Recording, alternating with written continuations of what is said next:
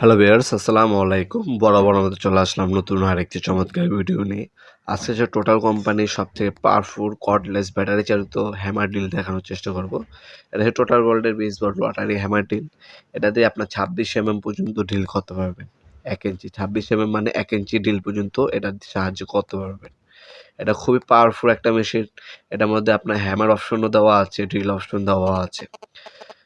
দুটা পাওয়ারফুল 20 ভোল্টের 4 অ্যাম্পিয়ারের ব্যাটারি পাচ্ছেন। একটা হচ্ছে 4 অ্যাম্পিয়ারের চার্জার দেওয়া আছে।